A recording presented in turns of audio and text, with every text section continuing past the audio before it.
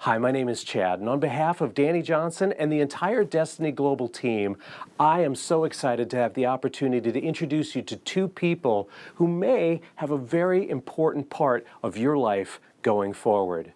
See, for over 30 years, Dani Johnson has been teaching people the skills, the tools, the knowledge that they need to build the successful life of their dreams. No matter what success looks like to you, we want to help you get there. And it's been our privilege, our pleasure, and our passion for all these years to help people like you get to the life that they have in their hearts to fulfill. Here at Destiny Global, we're in a season of transition. See, Dani has some things in her heart that she wants to do that don't involve running a company.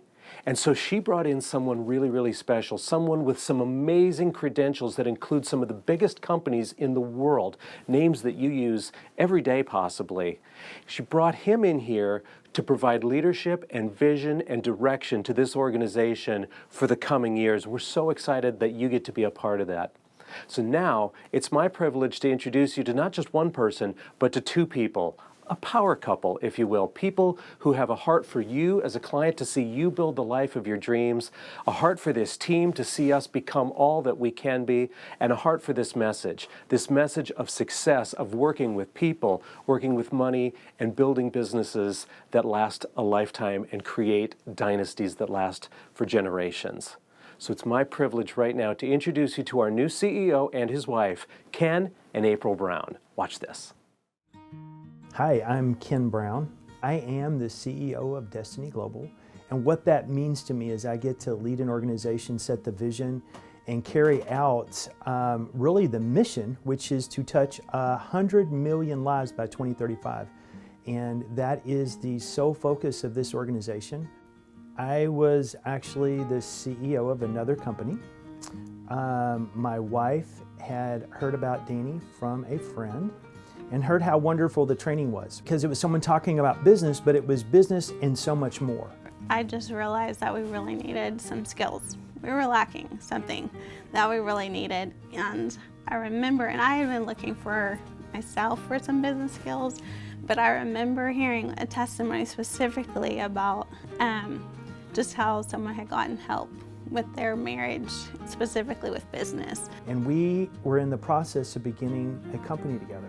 Well, it quickly got off the rails as we started trying to communicate together. We went to our first meeting, and I thought the meeting was fantastic. And he thought it went beautiful. He thought it was amazing. And I was like, I'm out, I'm done. And it was at that point that I realized as husband and wife, we could communicate around some things, but probably not to the level that I thought it was. That was the beginning of me beginning to look at things through her perspective and understanding that my way was not always the right way. My approach, just because I had done this or that, it really is irrelevant. It didn't matter if I had made $10 or $10 billion, I wasn't hearing her heart. And so that set into motion where I just had a tickle in my spirit saying, you need to be more open. So the first event happens, and it's going to be in San Diego. And I love San Diego. So she was trying to push, it was the end of the year, I believe in 2017, the end of the year 2017. And I just could not make it happen with all the schedules and deadlines and things we had done and board commitments. Kept talking about it as it got closer. He was like, you can go, but I just don't feel like I can go. And this woman kept giving me about his work, and we had a home church and all these things at the time. So, like, it passed. I was sitting in and I watched some live events, and I was eating bonbons.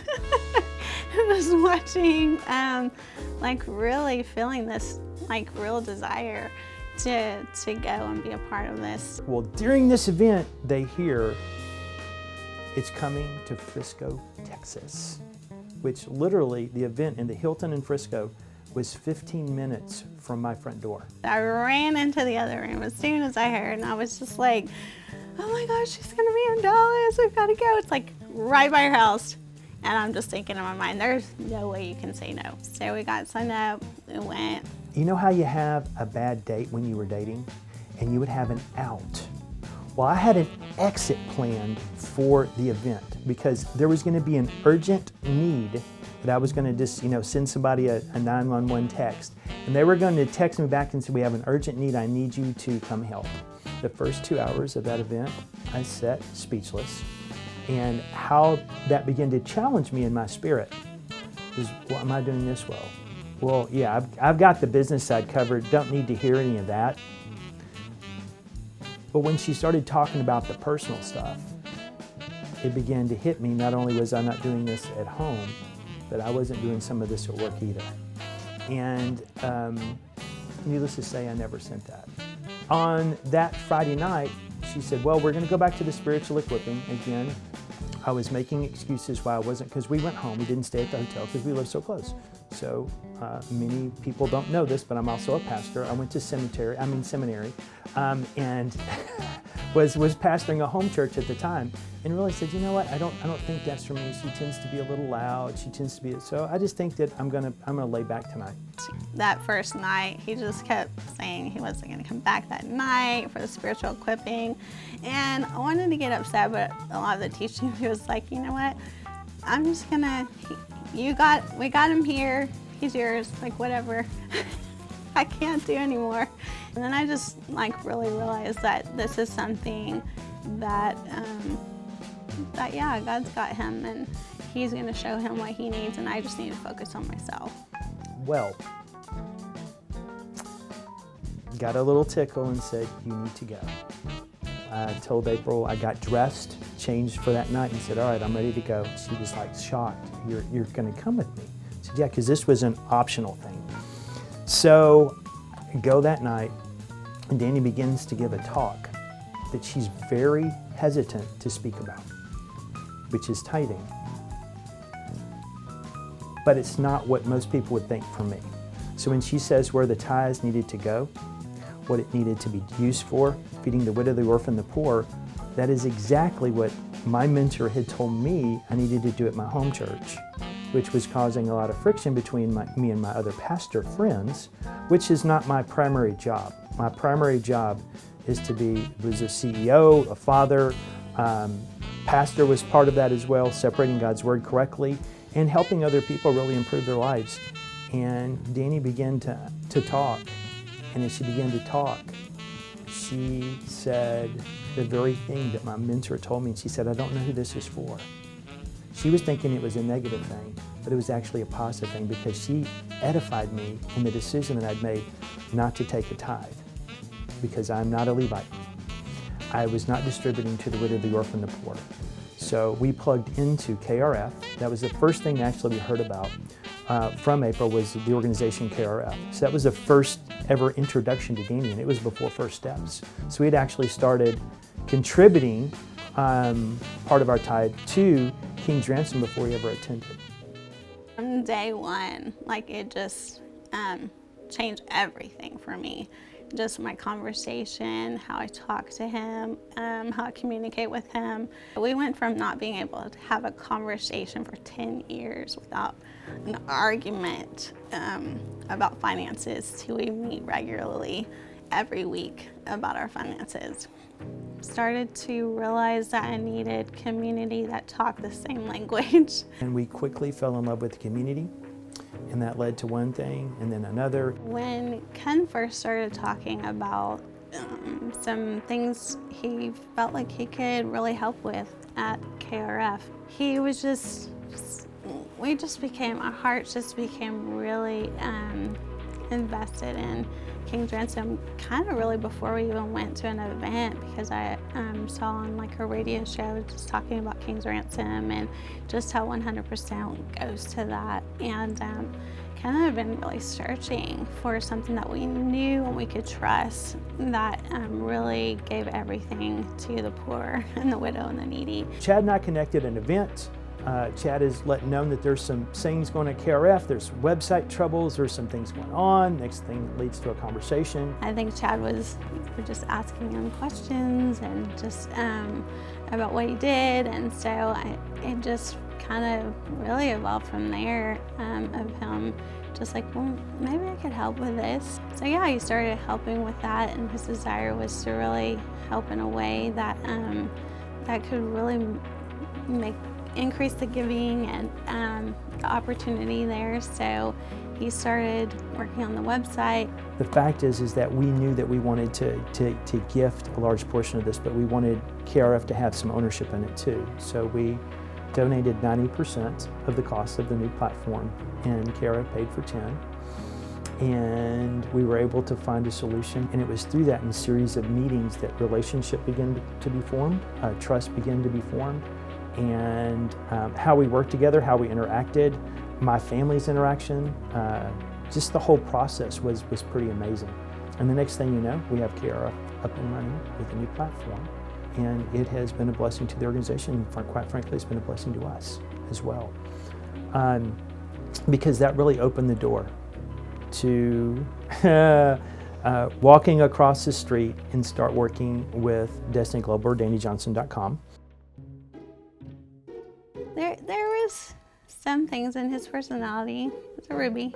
So he really, was gonna be pulled to go like, hey, is there anything over here that I can do? And just conversations that were happening toward going toward DJC and toward Destiny Global and doing the things over there. And I was like, no. We don't go over there till we finish like over here, and we just blow it out of the water, blow it out of the park, and then we can go over there. And so yeah, those were some interesting conversations of trying to just kind of calm his personality that just wants to like go, do. And it's like, let's just finish this. Let's do the best that we can, or this like under promise and over deliver and bring it like, and then go over and do the same over there.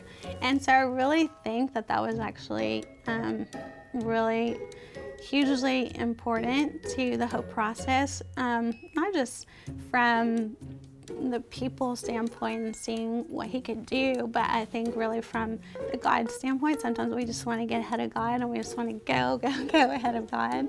But I think when we're just wait and we're patient, and sometimes we just see things that are happening and we think, oh, we can go help there. It just might not be the time.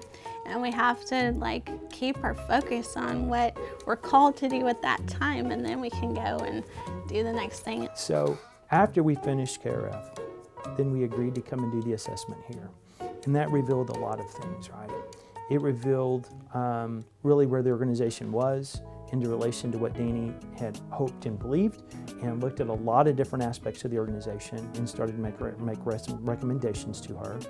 So I walk through these things, tell her what it is, and she's contemplating and thinking about it, and she goes, wow, this is deep, and this is really, really good. I need to think about some things. So about a week passes by. I'm sitting at my home having coffee, and I get this call from a number that is no number, but I know it's her.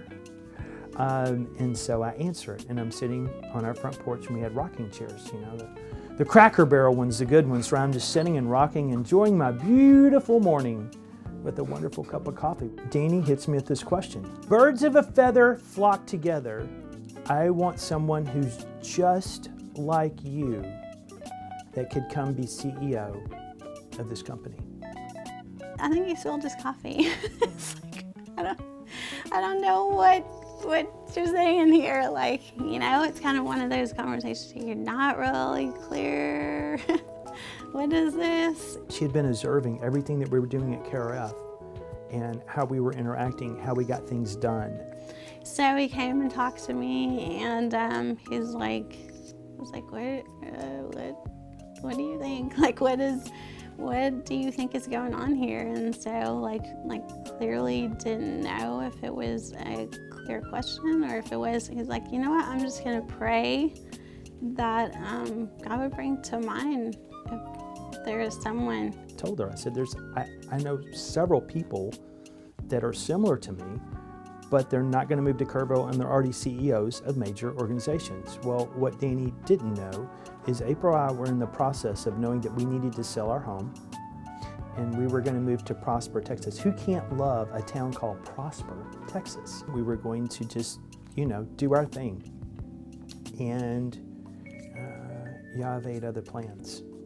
So instead of moving to Prosper, we started a process with Dani and Hans of coming down here, and really Dani's desire to have someone shepherd this company in the community. I just told him, I think we just need to go lay all the cards out on the table. Like, just go have a meeting with Hans and Dani. And so he called her back and just said, hey, I'd really like to just talk to you more about this. And so we set up a meeting, and so we drove down here, I set up a meeting. We talked with them for almost 3.5 hours or something, like just sitting. I think we even closed down the place where we were eating lunch at, and just discussing and laying it all out on the table, just like, what does this mean? What do y'all want? What are you asking? Is this something you're even asking if it's me, or is it somebody else, or like, what are you like looking at? What do you? She's like, you would even consider it. Went back, prayed about it, and then he decided that it would just look at assessing, like just assessment of what's going on and if he would be a good fit. So that kind of brought us to Kerrville, right, to come down here and go through the interview process. And then we fell in love with the people. He basically gave them just a packet of like all of a presentation, if you will. We knew that we could make a difference, agreed to the changes of the assessment that needed to happen, and April and I accepted the position.